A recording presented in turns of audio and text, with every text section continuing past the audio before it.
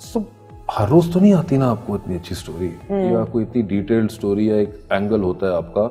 मुझे उस वक्त वो एंगल था, मेरा ख्याल था, आई ऑलवेज थॉट के अगर जैक्सन हाइट वॉर्स देखें उसके अंदर बड़े ग्रे कैरेक्टर्स थे। Both the main were very grey, they were not black और व्हाइट जो हमारे ड्रामा में होते हैं कि विलन है तो विलन है, मर्द है तो वो। That was a very close to reality play. वो रियलिटी तो वो मेरा एक पर्सपेक्टिव था, मैं बताना चाह रहा था। और मुझे इंटरेस्टिंग लगा कि ये भी होता है, ऐसा मर्द भी है कि अगर उसने शादी की हुई है और उसके बाद वो कोई और उसको पसंद आ गया, वो मजबूरी के तहत शादी है, एक बड़ी एक एवरीडे लाइफ में we are very grey people. That was my perspective. तो वो मैंने करके देख लिया। वो ड्रामा कमर्शियली बहुत फ्लॉप हुआ था बाय द वे। तो ठीक है, वो भी मेरा एक रंग था जो मैंने दिखा दिया। बाकी डॉली की बारात एक और एंगल था, वो जिस तरह का वो ड्रामा था मैंने उसके हिसाब से वो लिख दिया। मगर जैक्सन हाइट जैसे ड्रामों की इतनी that very difficult to pull off. I mean not, वो हम बड़े लकी थे मेरीन में कि हुमायूं सईद उस वक्त मान गया, उन्होंने न्यूयॉर्क में जाके ड्रामा शूट किया, कोई चीट वगैरह नहीं था, कोई 40-45 दिन का शूट न्यूयॉर्क में कौन करता है, और उस जमाने में उन्होंने कर दिया और कास्ट तो हमारे पास ज़बरदस्त थी। तो वो एक दिल में बात थी, वो खुशकिस्मती थी कि वो बात कहने का मौका मिल गया और there were people around who kind of made it happen. तो ऐसी फिल्में लिखने का दिल करता है वासे?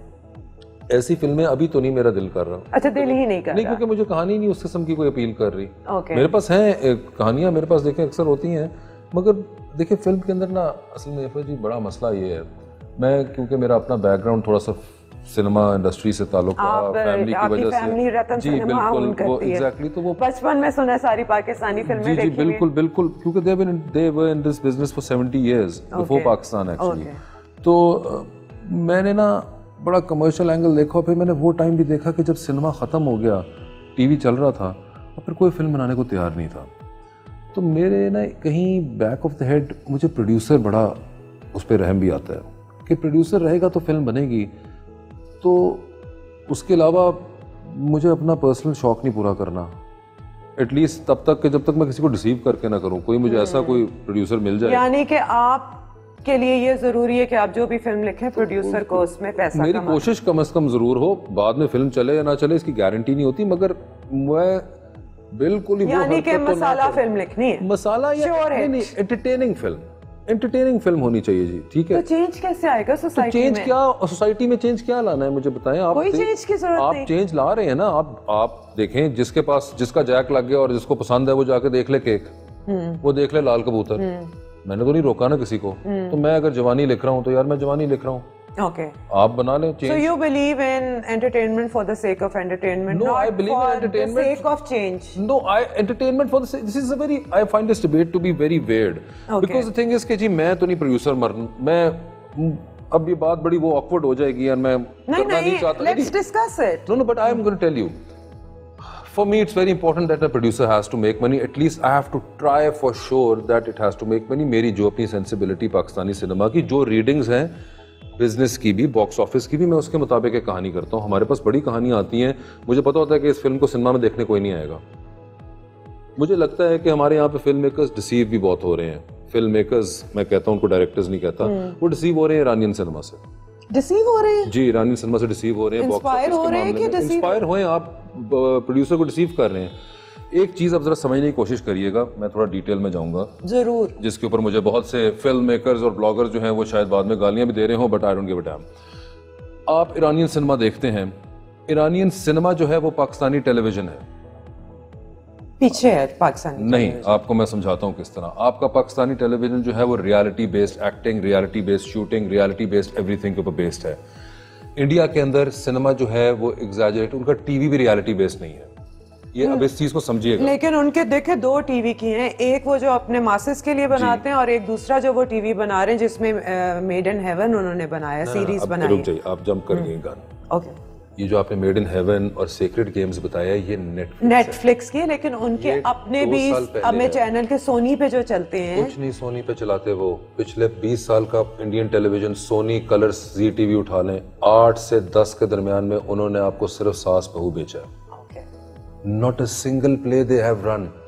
एक्सपेरिमेंटल भी किया था, जी जिंदगी बंद हो गया आखिर में। ये बड़ी एक साइकी है।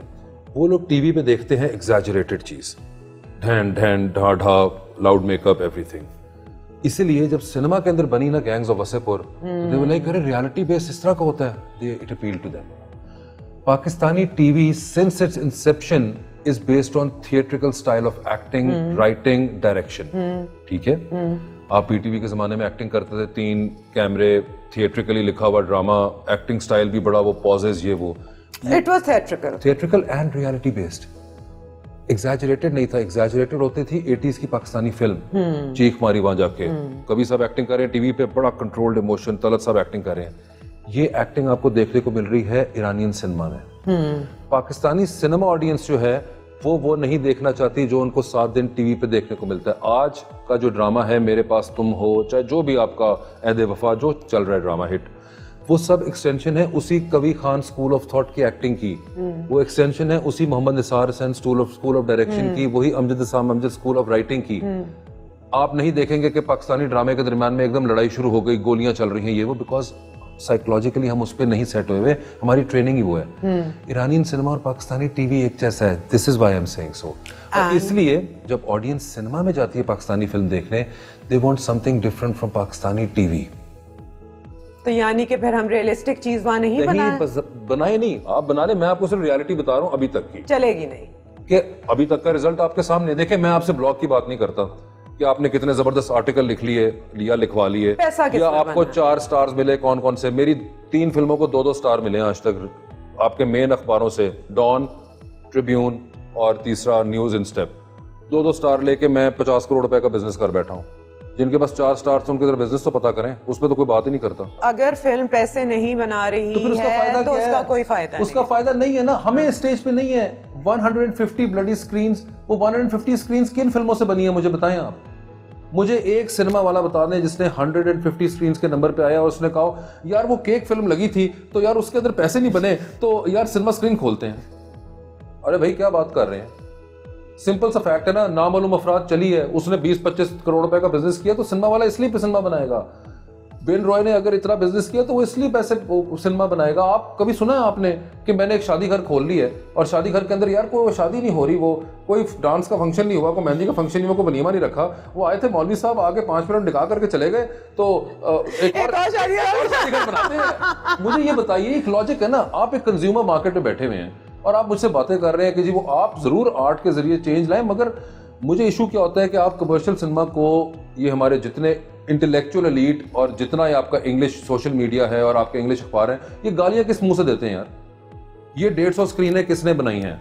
ये 150 स्क्रीनें नामालूम अफराद ने बनाई हैं, पंजाब नहीं जाऊंगी ने बनाई हैं, ये 150 स्क्रीन बिन रॉय ने बनाई है, सुपरस्टार जैसी फिल्म ने बनाई है जिसको आप वैसे परे हट लाभ ने बनाई है. आप गालियां दे रहे हैं, आप हमें बेच रहे हैं यार. और अच्छा उसके हमने देखे जी, अगर तो फ्रैंकली बात यह है कि मुझे मलिक रियाज साहब दे दें 10 करोड़ रुपया कि बेटे या तू ले जाके पैसे तो मैंने कोई नहीं चाहिए, जो मर्जी कर ली देना, तो मैं भी एक बड़ी पैरेलल ऑल्टरनेट फिल्म बना दूंगा, मैं लेके फिरूंगा उसको इस अवार्ड शो के ऊपर, इस अवार्ड शो पे लेके जाऊंगा.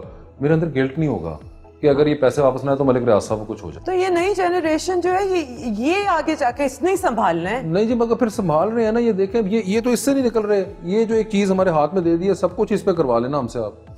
मतलब इससे कौन निकालेगा इनको, मुझे बताएं. मेरा नहीं ख्याल निकल. So that's what I am saying. ये ना आप जो मुझे आप पहले भी कह रहे थे ना कि इंडियंस अब बड़ा वो ड्रामा डिफरेंट बना रहे हैं, you know, then that's also because उनके अंदर भी बहुत से लोग थे जो अपने टीवी पे ब्रेक इन नहीं कर पा रहे थे विद रियलिस्टिक स्टोरी टेलिंग.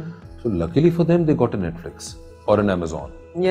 सो उनको वो जगह प्लेटफॉर्म मिल गए हैं. वरना उनको भी आप नोटिस करें, रियलिटी वाला टीवी नहीं आप उन्होंने घुसने दिया आपने उस पर. अब तो खैर हमें देखे हुए सालों साल हो गए क्योंकि चैनल्स ही नहीं आते. पहले तो हम कंपेयर करके अपने ड्रामे पे फखर करते थे. अभी भी आपको फखर करना चाहिए. आपका टीवी ड्रामा इतना सुपीरियर, फार सुपीरियर है उन लोगों से.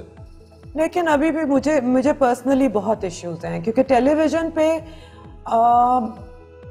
भी जो कैपेबिलिटी है और होनी चाहिए. चलो अगर हम ईरानी फिल्में नहीं बना रहे और ईरानी फिल्म हमारा टीवी है तो हम अभी भी पीछे हैं. और हमारे मुल्क के जो हालात हैं, हमारे तो इतने इश्यूज हैं. पॉलिटिकली हमें अवेयर करना है, हमें सोशली अवेयर करना है, हमारे समाजी इतने पहलू हैं जिनको हम सिर्फ एक मर्द और औरत को एक दूसरे को हासिल करने के पीछे लगे. जी आपको एक बात बताऊं, मुझे एक और चीज लगती है. Not every story is interesting.